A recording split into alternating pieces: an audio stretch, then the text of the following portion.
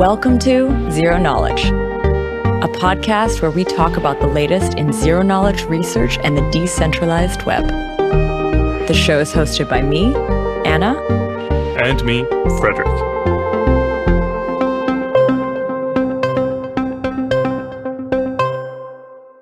This week, we chat with Luca De Feo all about the topic of Isogenies.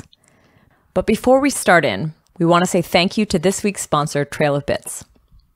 Trail of Bits recently released Manticore 0.3.3, which includes support for symbolically executing WebAssembly binaries. If you are a regular listener of this podcast, you will have heard Frederick mention WASM quite often.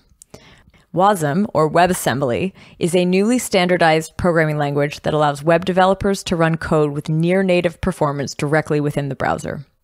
Manticore 0.3.3 can explore all reachable states in a WASM program and derive the concrete inputs that produce a given state. The goal is to provide a solid foundation for security analysis of WASM programs. More information is covered in their latest blog post entitled Symbolically Executing WebAssembly in Manticore. In general, keep an eye on the Trail of Bits blog for security news and explanation pieces just like this one. I've added the link in the show notes. So thank you again, Trail of Bits. Now here is our interview with Luca. In this week's episode, we take the podcast in a slightly different direction than we usually do and try to dig into a topic that is pretty deep into cryptography and mathematics.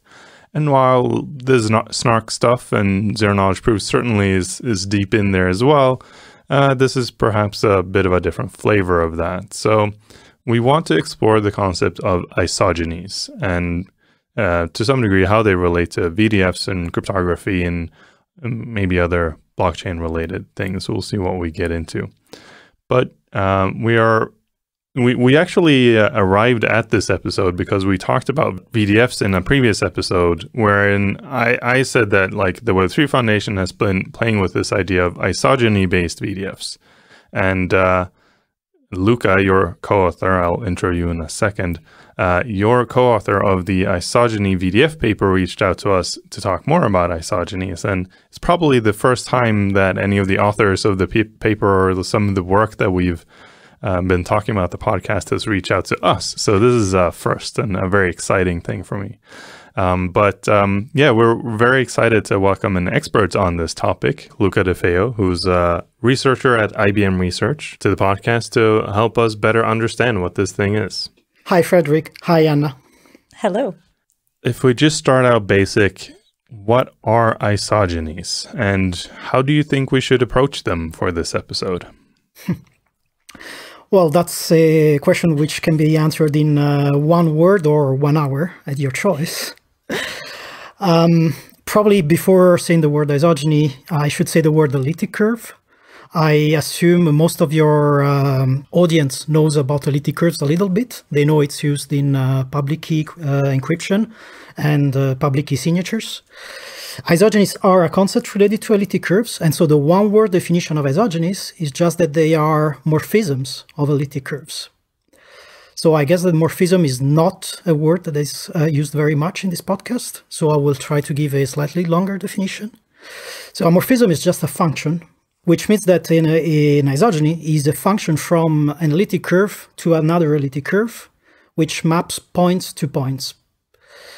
But on top of that, you also require this function to be something that is called a group morphism, which means that it is compatible with the group law of an elliptic curve, which basically means that isogenies of A plus isogeny of B is equal to isogeny of A plus B. And that's it.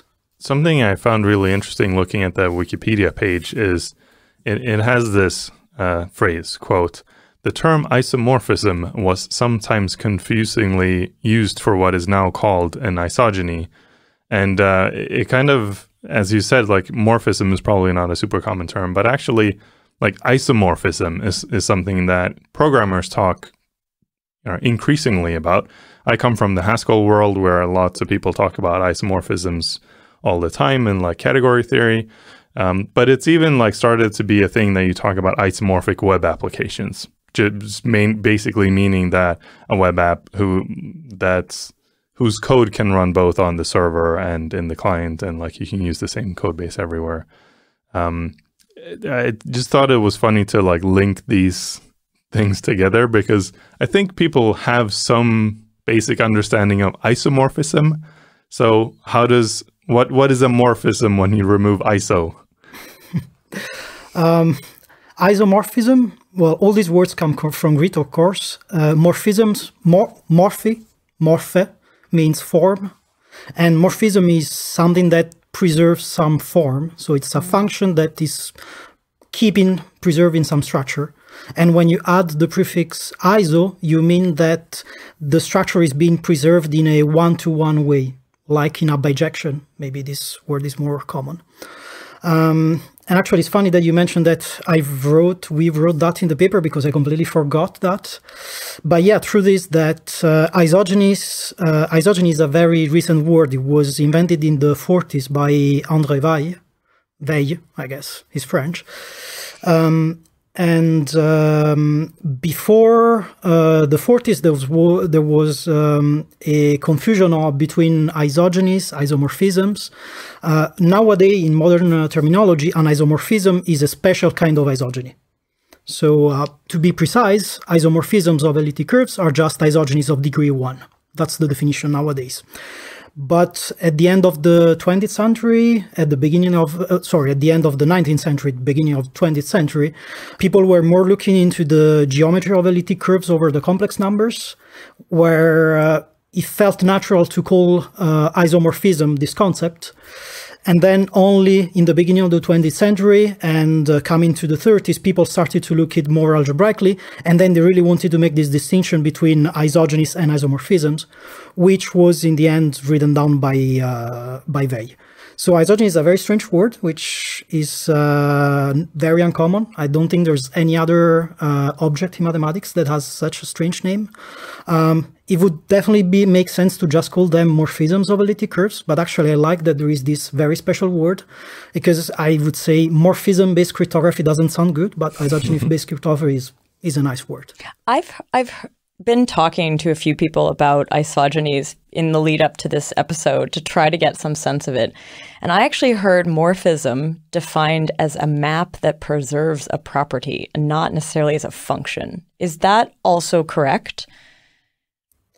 Yeah, definitely. I use the words map and function in more or less in meaning the same. In some textbooks, you could have a different meaning for function and map, but definitely not in this podcast. Got it. And I also understood that it's this algebraic, I think you just said this, the algebraic property is what defines the isogeny version, right? Okay, just checking that. Yeah. And when we say algebraic, what we really mean is polynomials. Okay. Like you can think of polynomials like x cubed plus 3, that's a polynomial. Algebraic just means that somewhere in your structure, there's something that's defined by polynomials. Cool. So Anna just mentioned that this morphisms preserve some property. And I think it's valid to ask the question of like, what properties do they preserve? There's two things that are preserved by this notion of morphism, but one, I already said it before, it's that it's a group, and so it preserves the group structure. And the second aspect, the second important thing that is preserved by isogenies is being algebraic varieties, but that's not going to take us anywhere, because that's pretty much implicit in the fact that I'm sending elliptic curves to elliptic curves. I think we need to map out somewhat where this concept of isogenies lives, sort of what it compares to what it does. When you describe it as a function between a group and a group, mathematically at least for me that I've studied math for many years, it's a pretty simple concept. Mathematically, it's just like, okay, I get that. How the hell does that lead to anything cryptography? Well, to really understand how isogenies are used in crypto, you should forget, at least for a while, that these are functions, and kind of zoom out and look from really a miles above perspective. In isogeny-based crypto, we do not just look at two elliptic curves with one isogeny between them. We really look at lots of elliptic curves with all the isogenies that link them. So we call these objects isogeny graphs because we really do graphs like in graph theory for those who have some background in that, where vertices are elliptic curves and edges are isogenies that link them. And usually you put some constraint on which kind of elliptic curves and which kind of isogenies you want to put in your graph. And then from these structures, we study their algebraic properties, how they are behaved, what's the size of the graphs, what's the connectivity structure of the graph, like how many steps it takes for getting from one point to the other. And then it's based on these structures that we construct cryptography. So when we do crypto, we're talking about huge graphs. For example, in Psyche, which is one of the most popular post-quantum candidates, isogeny graphs are huge. They have something like 2 to the power 400 vertices, 2 to the power 400 elliptic curves. That's 1 trillion more times than the number of atoms in the universe. And there's about as many isogenies in total in the graph we consider. So these are really huge graphs. And the property we use from these graphs is something that's called expansion, which is something that says that these graphs may be huge, but getting from one point to any other point is very quick. Actually, in practice, for Psyche, it can take as few as hundreds of steps to get from any point to any point.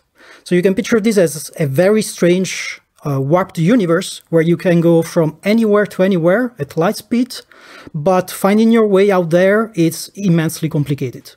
I have sort of I'm taking a step a little bit back. Isogenies living between kind of the function that bridges between elliptic curves. Do these, in the example you just gave, is it like the isogenies create multiple elliptic curves? Or like, I'm kind of curious, like which comes first in that scenario? The elliptic curve or the isogeny? That's probably a very deep mathematical question. What comes before in mathematics? Usually you start from axioms and you construct all mathematics. And in this sense, neither elliptic curves nor isogenies have a priority. But someone is going to tell me I'm too Platonicist, I guess. I guess there's a question in there of, can you construct a elliptic curve from an isogeny? Like if you have one curve and an isogeny, can you, make a new one? Or do you need both curves to construct the isogeny? Those are very concrete questions, which also have an algorithmic content, like meaning that you really have data describing an isogeny and you have data describing an elliptic curve. Can you construct the other elliptic curve? The answer is yes. But also you have two elliptic curves and you know that there is an isogeny that's going to connect them. Then the answer is also yes, you can construct that isogenies. So from an algorithmic, like computational point of view, the answer is either way. From a mathematical perspective, historically elliptic curves come first, but then modern algebraic geometry came, and the point of view of modern algebraic geometry is always to look at the maps first and then at the objects. So isogenies would come first. So it's really a matter of perspective, and I would say it's whatever you prefer. In practice, when we do crypto, and so we implement this in computers, you start from an elliptic curve, and then you construct the isogeny, and then you construct the image elliptic curve. I also read somewhere that isogenies only go in one direction. So would you need to create, I don't know if this is correct, but would you have to create two isogenies to connect two elliptic curves both ways? So this is interesting because, sure, an isogeny is a map, so it goes one direction, but there is a theorem, one of the first theorems you learn when you study isogenies. I was a kid when I learned about it, is the dual isogeny theorem that tells you that whenever you have an isogeny going from A to B, you also have something that's called the dual that goes from B to A. And the composition of these two isogenies, so going from A to B, then back to A, is something very simple. It's a multiplication map. Okay. Your explanation of this graph is interesting to me because it sounds familiar to a lot of other things that I've heard before. I mean, I directly relate it to like the way that Filecoin, for instance, construct their proofs, because they generate these massive graphs, find one particular path, delete all the other data, and then it's like impossible to reverse this proof or like forge the proof in retrospect, sort of. And And I like from just studying this, but beforehand, I know there's some relation here to lattices and post-quantum cryptography and all. Like I kind of see this graph pattern appearing in general post-quantum discussions as well. Is there a relation there? If so, like what is the relation? You already mentioned that Psyche, this thing that you were talking about, is like a good post-quantum candidate. So how do you achieve the post-quantum properties of isogeny-based crypto? So the foundation of all isogeny-based crypto is always a routing problem in a graph, meaning that you have two vertices in the graph. You know that there's going to be a path, probably more than one path between them, and your goal is to find this path. And then, as I was saying, it's very easy to move fast in the graph. But actually, the hard problem is once you forget how you got somewhere, it's very hard to find your way back. So this is the main problem on which all post-quantum isogeny-based protocols are founded, because for VDFs, it's a different story. But in the post-quantum space, this is really the main tool we have, this hardness of finding a path between two elliptic curves in an isogeny graph. This is a very different problem when you compare with lattices and code-based crypto, all these other post-quantum candidates. Each of these family has a very different problem of a different nature you need to solve to break using your quantum computer in order to beat the cryptography.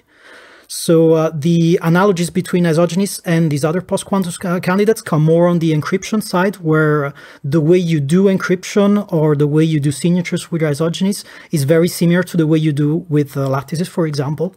But on the quantum security level, it's a really unique and I would say beautiful problem, which is given two elliptic curves, find an isogeny between them.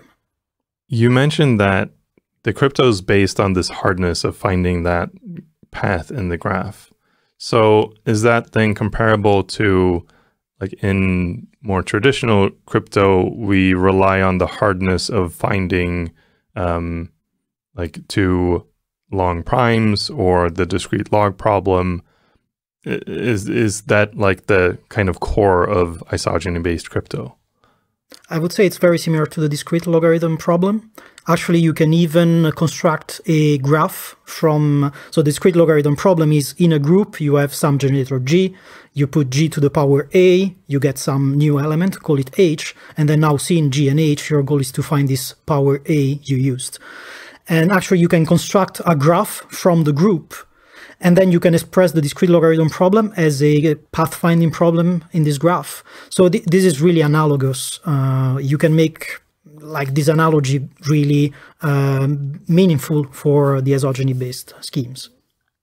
So now that we've talked about this graph a bit, and I get the fundamental concept a little bit better, I'm actually understanding another thing that I read, which was this key exchange story about people traveling the universe and aliens and things.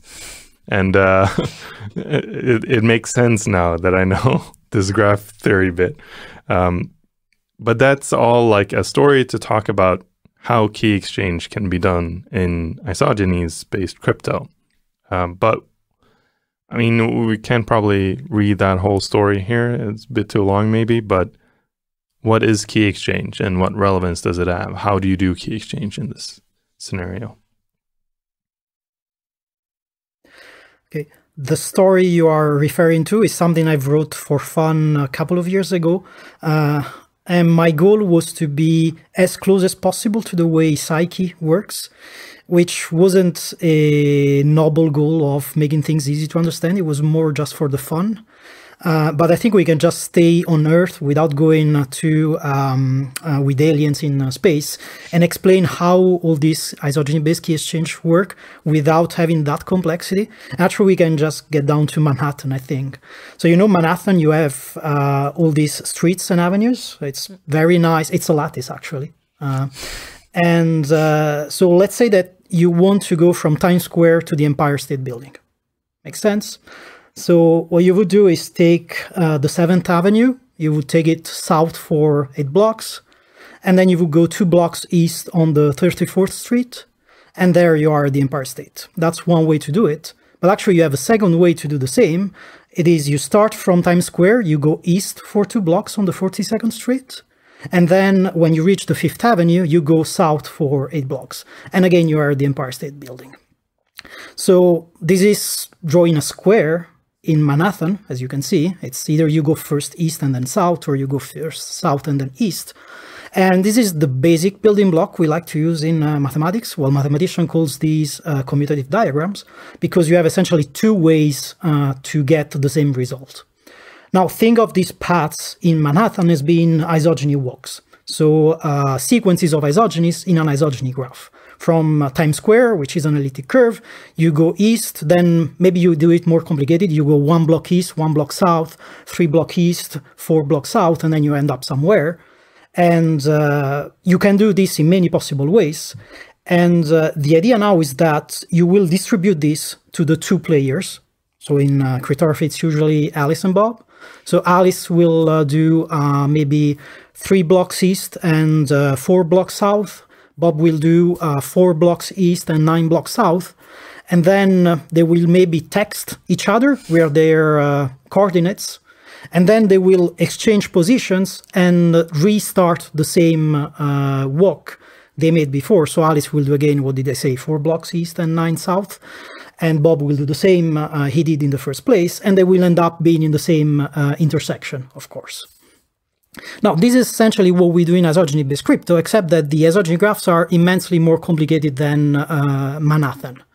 Of course, in Manhattan, if you are in Times Square and you want to know how to get to the Empire State Building, you just ask Google and Google will give you the street. But in isogeny graphs, you don't have any Google to give you these ways. If the only things you know are the 2 places, the one where you started and the one where you ended, there is no easy way, at least that's the hardness assumption, there is no easy way to find a path between these 2 places. But Alice, she knew she got to this place.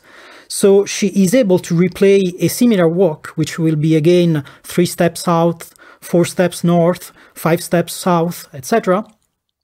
And this way, both Alice and Bob can end up finding the same intersection. So this is essentially how all isogeny-based key exchange work. Then there's variance on exactly how you construct the graph, how these walks are performed, how do you encode these walks into bits in the end. But yeah, the essential object is a commutative square, something where you have 2 different ways to reach the same elliptic curve using isogenies. And maybe I can add that from this basic building block, of course, you can get encryption. That is similar to the way you do Elgamal from Diffie-Hellman key exchange. And you can also get signatures. That's slightly more complicated than in the discrete log case, but it's also kind of similar. See, that's the part where I get a little bit lost, is that next step where this is then used for encryption. Where's that part? Is it because it's like, is it one single path that's impossible to find in all of these other paths? Or like, that part isn't clear to me. So the way you get encryption from a key exchange, it's essentially a generic way. You can do it with any key exchange. Doesn't have to be discrete log, doesn't have to be elliptic curves, doesn't have to be isogenies. You can always do it. And the idea is that in a key exchange, Alice and Bob have symmetric roles where they both publish something and then they end up having a shared secret. In encryption, you will make these roles asymmetric. So maybe Alice has this public data, which is her public key, and her secret is the way she got the public data. So in the isogeny case, the public data would be an elliptic curve, and the secret would be the isogeny walk that took to this elliptic curve. Okay. And then Bob would perform a key exchange with this public data of Alice and get some shared secret. And this shared secret will be the encryption key for a symmetric encryption scheme you plug in. And then you use symmetric encryption to do the encryption. Understood. That's where it lives. So actually, this is what really happens for classical encryption from elliptic curves. For example, in TLS, when you do TLS encryption, what's really happening under the hood is that you have an elliptic curve key exchange, and then from that you derive a key, which is then used for symmetric encryption. Another practical question from me is, I sort of see the path that you would take from this fundamental mathematical property to the graph to key exchange to encryption. I think that path is pretty clear now. But what's still not clear to me, especially like from an engineer's perspective, is how do I construct these graphs? I mean, as you said, there's like 200 to 400 or something different curves and isogenies. I can't store 200 to 400 different things on my computer. So how do I pick which elliptic curves to go between, and how do I know which isogenies exist to be able to go from one point to the other? So you're perfectly right. I'm not going to store the whole 2 to the power 400 elliptic curves in my memory. That's not the goal. You would have a starting elliptic curve, which is something that's decided once and for all. It's the same as in the Diffie-Hellman key exchange, where you have the public parameters, the generator, the group, etc., which are decided once and for all. And in the isogeny case, the starting elliptic curve will be some elliptic curve which has been chosen by us, by those who make the standards. Usually we like to start from a very simple elliptic curve, which has equation y squared equals x cubed plus x, because we find it nice. But you could choose other elliptic curves as starting points. So that's the only vertex of the graph that you know in the beginning. And then from every elliptic curve, there's only a small number of isogenies that you consider starting from that elliptic curve. Usually you will consider 3 or 4 isogenies. And then what you do is that you choose one among these 3, 4 isogenies at random, and you do one step. And then you keep doing this. So you iterate this. I choose 1 out of 3, 1 out of 3, 1 out of 3. And by doing this, you will do a random walk in this graph. And by doing this random walk, so as we were saying before, you start from the data encoding the elliptic curve, then you figure the data encoding the isogeny, and that gives you the data encoding the new elliptic curve. You repeat this process, you will discover more and more elliptic curve, but you will never discover the whole 2 to the power 400. That's not the goal. You will do a walk which is going to be a couple of hundred steps in practice for isogeny encryption. And then along this path, you will have discovered elliptic curves. You absolutely trash the data about the elliptic curves you found along the way. You just record how you did this walk. And then your public data is just going to be the end point of this walk. I see. That makes a lot of sense.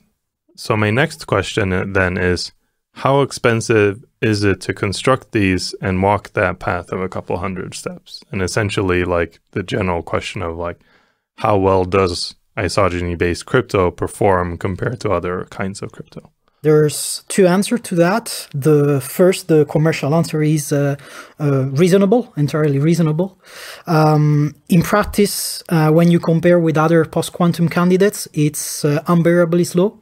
So to give you an idea, to perform a walk which is 200 something steps with the current C code running on modern CPUs and vectorized instructions, all the possible optimizations you can put at the software level, of course, it would take a couple of milliseconds, like 2-3 milliseconds, which is reasonable for the applications you have in mind, like TLS would be reasonable, but it's 2 orders of magnitude slower, even 3, possibly 3 orders of magnitude slower than lattices, for example.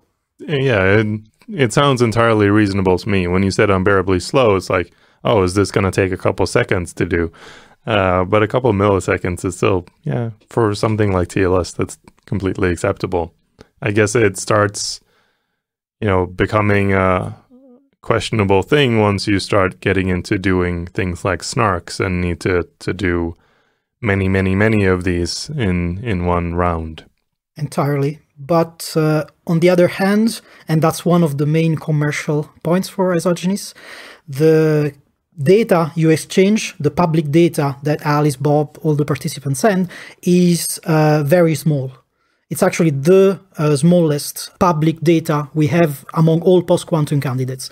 So although that will make for very slow protocols, advanced protocols like snarks, it would also make them very compact, which is probably interesting in the blockchain space, because if you need this data to live on the blockchain, then it's going to take lots of space if you use lattices or even worse code-based crypto, Whereas with isogenies, you can be essentially at the same size as RSA encryption. Not as good as elliptic curves, but like decently sized, which is interesting. Of course, the main blocking point for isogeny is that we do not have efficient isogeny-based signatures, and usually in blockchains, you are more interested in signature as a primitive than in encryption. So next up, we really want to start talking about like how these relate to like some specific blockchain topics that we've maybe covered in the past. But before we do that, there's another word that I would love to define because I see it pop up throughout the literature on this, and that is the word supersingular, a supersingular curve. What is that word and what does it mean? Okay, that's a funny question. I don't think any definition I can give you is going to be very enlightening, but I can tell you what it is not. First of all, supersingular, that doesn't mean that it is very singular. Okay. Supersingular means that these curves are rare. So if you fix a finite field, that's usually where we do isogeny-based crypto.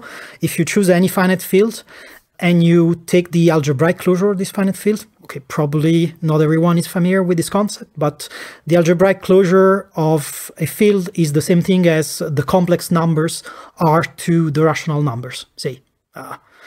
Like, I hope no mathematician is listening at this point, but think of it like that.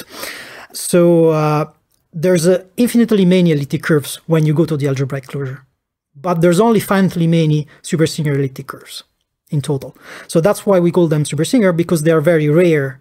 And they're so rare that it's actually something that's conjectured to be a hard problem algorithmically to pick supersingular curves at random. We know a few special supersingular elliptic curves, like the one I mentioned before, y squared equals x cubed plus x. And we know lots of other very special supersingular curves. But then if we want to discover more supersingular curves, the only way we know is to do these isogeny walks. And this is, of course, enough to discover them all because these graphs are very compact, very well connected. So you can get anywhere, as I said. But of course, there's too many of them and you're never going to map all the space. But on the other hand, of all the possible elliptic curves that you may find just by taking curves at random, the chance that you end up on a supersingular curves are very low. Okay. So this is to explain the name. Now, why is this important for post-quantum crypto? Not that much, actually. You can actually do post-quantum isogeny-based crypto from ordinary elliptic curves. Actually, that was the first proposal for isogeny-based crypto. The only thing we use, the only reason we use supersingular curves for is that we do not know how to do efficient isogeny-based cryptography from ordinary curves. So far, we've only managed to do it with supersingular curves because these curves are very special. They have lots of very special properties, which make them very nice to work with. We've sort of, as you described, Frederick, we kind of have done the walk from like, I'm going to use that term now too. I know it's used wrong, but anyway, we've followed the path from defining what they are to this key exchange story and, you know, how that relates to encryption. But how does that, all of this then relate back to that earlier topic of VDFs? This is sort of where the whole, at least for us, this is where this topic kind of came out of. Now that we're here, I forget from that interview how they relate. And I'm super curious, like, how do those two things then come together? VDFs, maybe we just redefine it here. Verifiable delay functions. It's like a function with a delay built into it so that like something will not happen immediately, but will be delayed by a certain amount of time. You can think of it as a single-threaded proof of work. Something that will take some amount of time, but you can only do it, in a single thread. Doesn't matter if you throw more hardware at it, it's still going to take that same amount of time. And you can efficiently verify that it was done at the end, like in proof of work. So, how the hell does isogeny-based crypto play into this? Well, actually, if you want to move to VDFs now, there's some connections, of course, because we still work with these supersingular isogeny graphs. But the way isogenies provide this delay property is very different and actually requires us to be more specific, give more detail on what an isogeny is for a computer and how we compute them. Got it. Maybe we can start there. Which properties of isogenies or which characteristics or what part of isogenies do we need to focus in on in the VDF context? So if you recall, when I defined an isogeny, I said that it's a map from elliptic curves to elliptic curve. So the very important thing is that it maps points to points. And when it does this mapping, it also does it by preserving the group structure. So that isogeny of A plus isogeny of B is equal to isogeny of A plus B. Now, if you want to understand why isogenies are useful in delay cryptography, we need to understand what it really means to represent an isogeny in a computer, and what it means to compute the isogeny, compute the image curve of the isogeny, and evaluate the isogeny on a point of the elliptic curve. So an isogeny is not so complex an object. It's just a couple of polynomials. It's usually a pair of polynomials or 4 polynomials. Depends exactly what you want to represent of the isogeny. So you can just think the isogeny as being a polynomial. Think x squared plus 3. That's a polynomial. That can be an isogeny. And so that really links back to the way you do VDFs. Because if you think of VDFs, there is one important polynomial. I'm thinking now of group-based VDF, like the Veselowski or the Pitzak construction. What you use is a group of unknown order, and the function you iterate is this x square function. Of course, x square is a polynomial. And here, when we do isogeny-based VDFs, we're really using these isogenies in place of this x square function. Except that now there is no group of unknown order. We are using different properties, but the idea is pretty much the same. Isogenies come with an invariant, which is called the degree, which is very similar to the degree of a polynomial. So the degree of the polynomial x squared is 2, and we will use isogenies, typically of degree 2, as a delay function. Because like for the polynomial x squared, we conjecture that there is no easy way to do repeated squaring than just doing one squaring after the other. And in the same way for isogenies, we conjecture that there is no easy way to do repeated evaluation of isogenies of degree 2 than going through one isogeny at a time, painstakingly, until we get the final result. So when we do delay functions from isogenies, we're really using a chain of isogenies, an isogeny walk in some graph. And we need to encode this isogeny walk. So we will need to know where we started from, which curve we ended up to, but also how we get from one point to the other. So all this information is going to be the encoding of our sequence of isogenies of degree 2. And now we are going to take some point on the starting curve. This is going now to be our x point. And then we will pass it through this chain of isogenies. So it's like taking x to x squared to x4 to x power 8, etc. Except that now we're doing point x goes through first isogeny, gets to some elliptic curves, then goes through some second isogeny, gets to some new elliptic curve, etc., etc., etc. So you repeat this operation enough times, and then you get this delay that you conjecture is impossible to compress. You cannot skip steps if you want. You cannot find a shortcut in your isogeny graph that will take your point from start to end in any faster way. Is this then a time delay? Like by delay, we're talking about like time, actually, because of these transitions, because of these jumps. Is it because of a certain amount of time it takes to compute them? Or is it the actual steps that is the delay? It's pretty much similar to the group-based VDFs. When you want to determine how long it would take to evaluate this function, you must measure how long it takes to do one squaring. And for this, you will evaluate all possible algorithms to do squarings, and then you will find the best one implemented on the best hardware, and that will be your unit step. And then if your unit step takes 1 microsecond, and let's say you want to have a delay of 1 hour, you will do 60 times a million steps to get your 1 hour delay. Okay. So it's pretty much the same for isogenies. You need to estimate, using the best algorithms you have, how long it takes to evaluate one isogeny of degree 2. And then let's say that takes most likely 100 microseconds, and then you will iterate this millions of times so that you get the delay you were aiming for. Got it. Cool. I mean, this is really helpful actually to understand how the isogeny VDF delay, like how the D in the VDF is accomplished with these multiple steps and like with them done like to a certain degree or a certain amount to reach a certain time delay. But what about the V in the VDF, the verification? Does that also change in an isogeny VDF versus a group of unknown order style VDF? Extremely different. Okay. Actually, that's one of the nice features of isogeny-based VDFs. It is that in group-based VDFs, in whether it's the Veselowski proof or the Pitchsack proof, you need to produce a proof. That means that you have this delay function that is repeated squaring, and this delay function will produce its output, but then next to the output, you will attach a proof which convinces an interactive prover that this output really is the output you were expecting from the input. In isogeny-based VDFs, you do not need to attach a proof. Actually, the output is self-proving, which is probably not the most important property on Earth. You can probably live very happy with group-based VDFs. Producing this proof is not too expensive, it's reasonable, but at least mathematically, it has some beauty in it because just seeing the output proves itself. So this is something that we call perfect soundness in technical terms. And the way you can verify that this is really the output you were expecting is maybe a bit expected if you are used to elliptic curve cryptography and related topics. You use a pairing.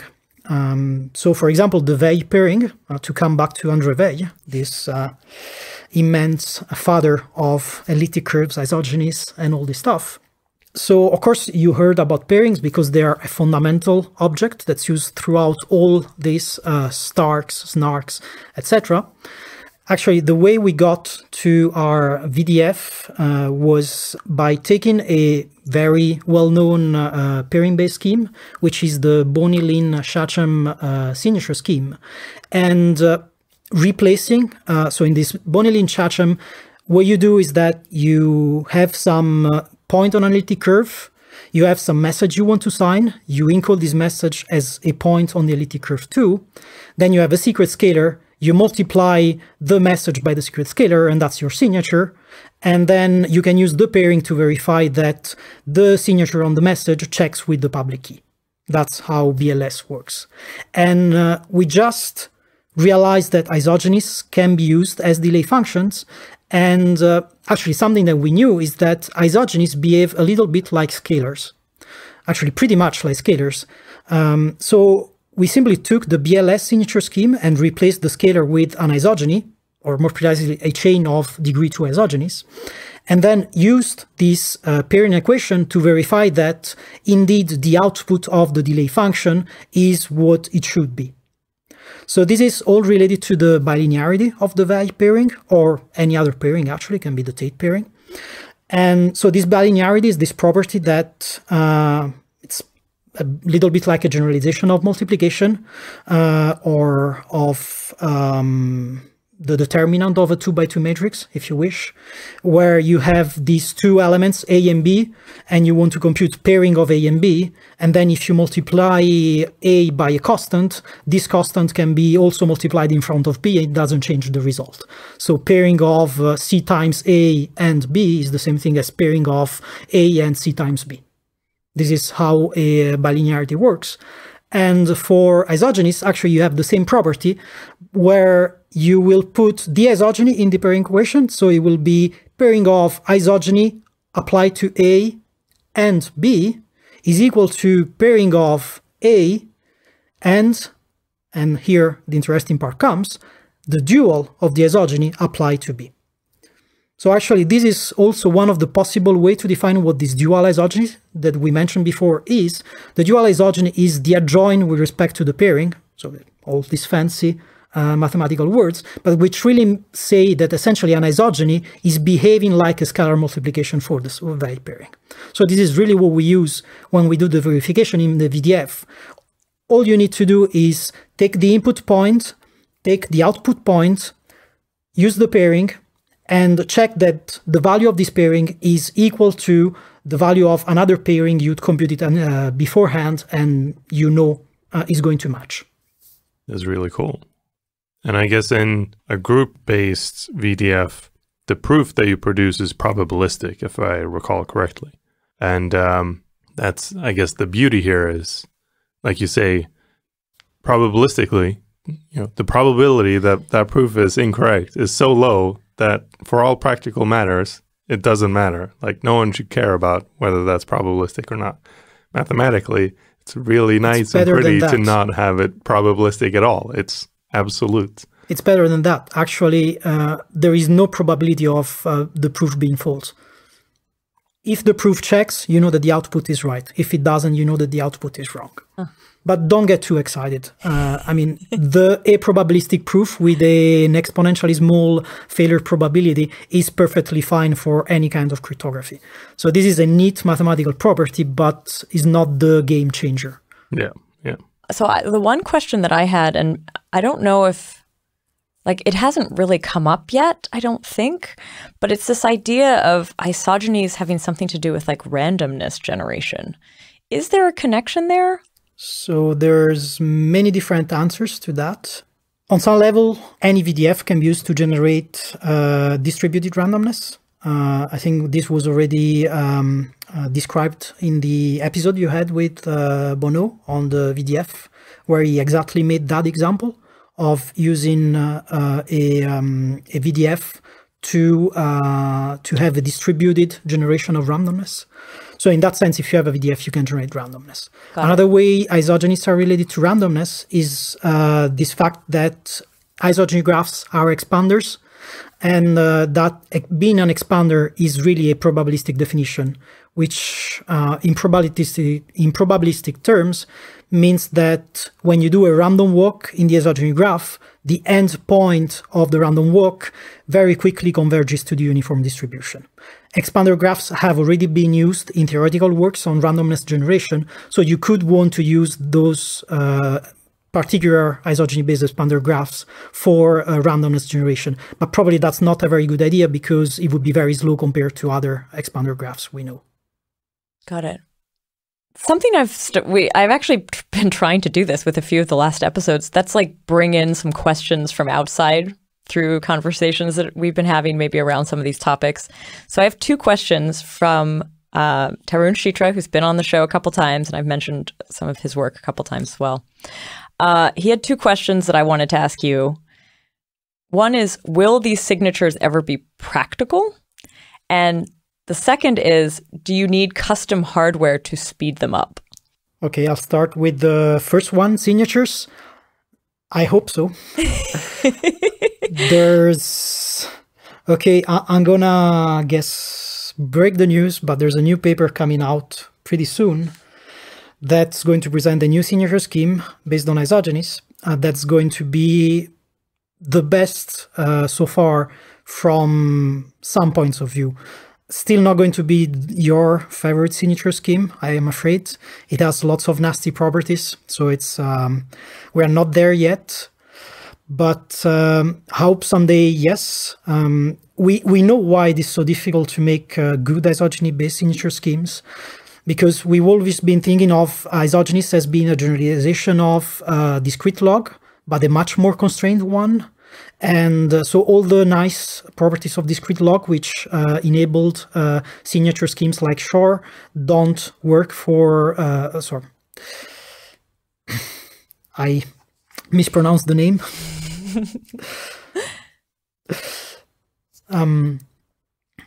So all the nice properties of discrete logarithms that make for good signature schemes like Schnorr don't transfer to isogenies. So this is really what's blocking us at this point. But there is no fundamental reason why you shouldn't be able to do it. It just seems to be very difficult. We need to understand better and learn more about isogenies to do good signatures. But yeah, I'm afraid not in the next year. Sorry. When is that paper you just mentioned? When do you think that might come out, roughly? Couple of weeks, if we buckle up. Okay, well, it's possible that this airs actually when it's out. So if so, we'll add a link in the show notes. And even if not, I'll add it to the show notes once the paper comes out. So if people listen to this in the future, they can hopefully find it. And so what about that second question? Do we need custom hardware to speed these up? Or is that something desirable, actually? It depends on the application. You very definitely want custom hardware for VDFs, but that's true for any VDF. You want to design hardware specifically for the operation. And here's where isogeny-based VDFs may be interesting is that, for example, compared to class group-based VDFs, you can essentially reuse the same trusted hardware, dedicated hardware you are designing for RSA-based VDF. Because essentially the operation is evaluating a polynomial of degree 2, or maybe two polynomials of degree 2, modulo a prime p. So this is very similar to computing x squared modulo n. So it's going to be essentially the same kind of hardware, although you can do some specific optimizations because the modulus is going to be a prime, which you can control. So you can choose a prime which you optimize for.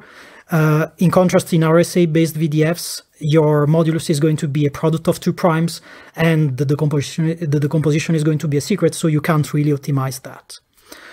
But for other applications, of course, it's going to be interesting to have good hardware. There's people working intensely on having dedicated hardware for implemented Psyche, for example.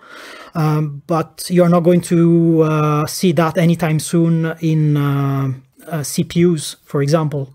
Accelerated instructions to do TLS isogeny-based key exchange. I don't see that coming anytime soon. But that would, of course, help. Cool. But for some specific applications where you really want to use isogenies because of their short public keys, and then speed is critical, then you definitely have an interest in developing dedicated hardware. Cool.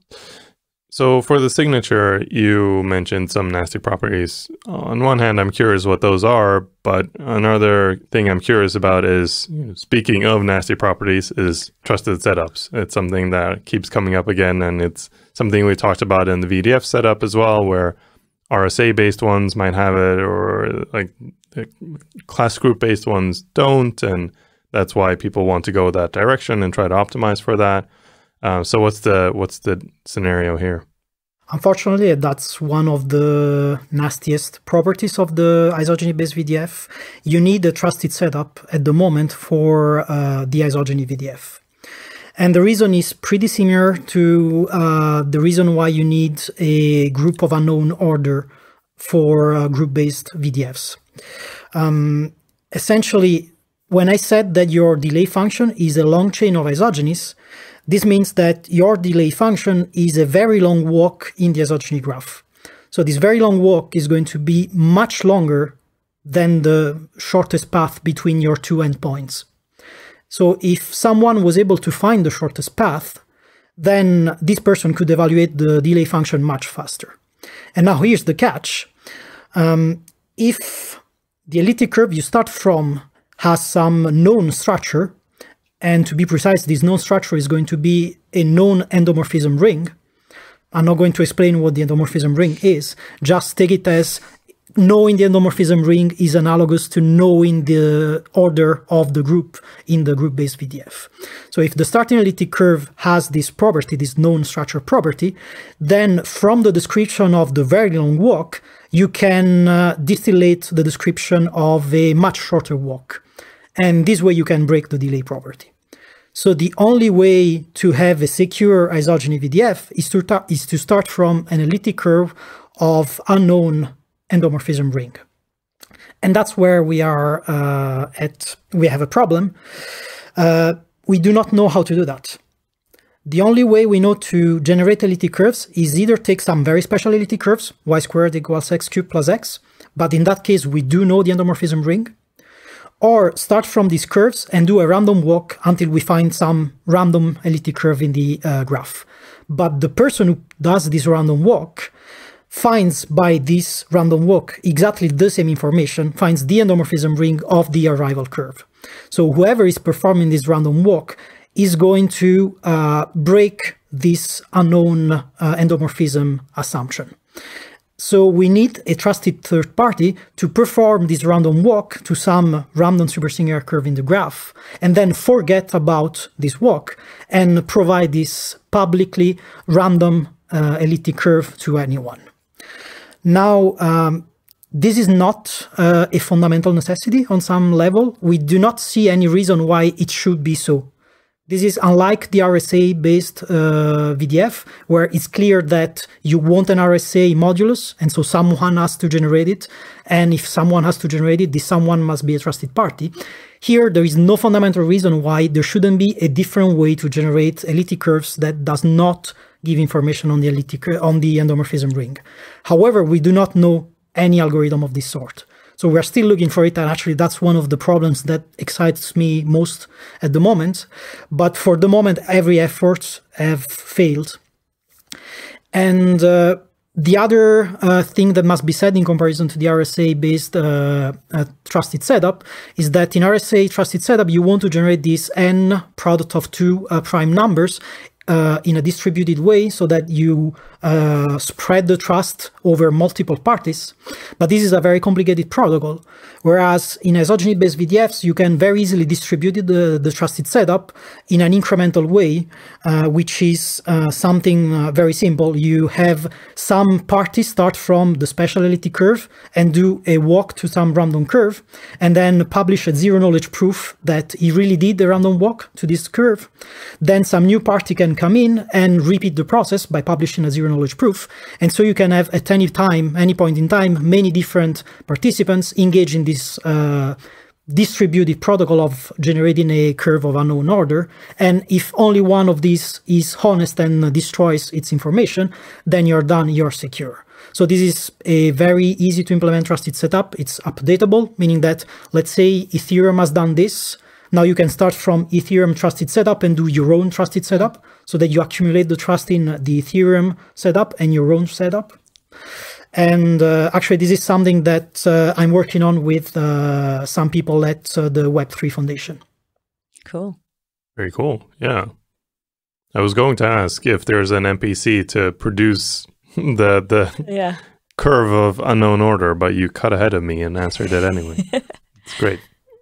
So I think we're pretty much at time. I actually have a feeling there's plenty more we can talk about, but I have sort of one last closing question, and that's, so far we've talked about isogenies, like, you know, what it was and in the context of blockchain, but I'm sort of curious, like, does this kind of research also exist in other fields that you're aware of? Is this like a broader it sounds like a broader mathematical topic that could be used in all sorts of things. You mean isogenies outside of cryptography? No, I mean isogenies outside of blockchain. To answer your question, isogenies, of course, are a very fundamental mathematical object. And so far we have been talking about isogenies of elliptic curve, but of course there's much more out there than elliptic curves. There's hyperelliptic curves, there's general abelian varieties, and even in those contexts you can define isogenies.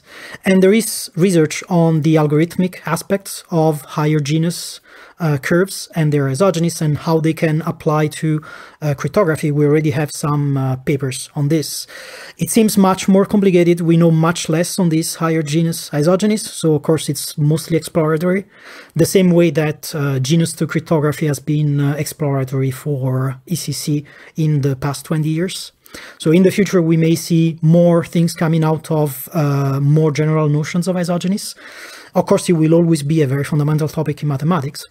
And isogenies are going to live, I guess, their own life outside of blockchains, because post-quantum crypto is now a fundamental topic in and out of blockchain. And we can hope to see delay properties used for something else than blockchains. And on that space, isogenies seem to be a very powerful tool, because you can combine this isogeny-based delay with this pairing-based verification. And pairings are so powerful that maybe you can do more than just VDFs. Actually, we know you can do more than just VDFs. We already have some examples. Cool. If people want to find out more, where do they find you or your work? I guess people can follow me on Twitter, Luca_De Feo. I have a webpage where they can find the links to my papers. I would recommend people who are interested in post-quantum crypto to visit psyche.org, so SIKE.org, which is the official website for the post-quantum candidate, where they can find more information on isogeny-based or other isogeny-based protocols. Some colleagues have been registering domains. I think there is an isogenies.org domain. I must check. And that's also a very good source of information. We'll add those to the show notes. Cool. Well, thank you very much for joining us on the show. It's been enlightening, and I hope it has been for our listeners too. Thank you. And to our listeners, thanks for listening. Thanks for listening.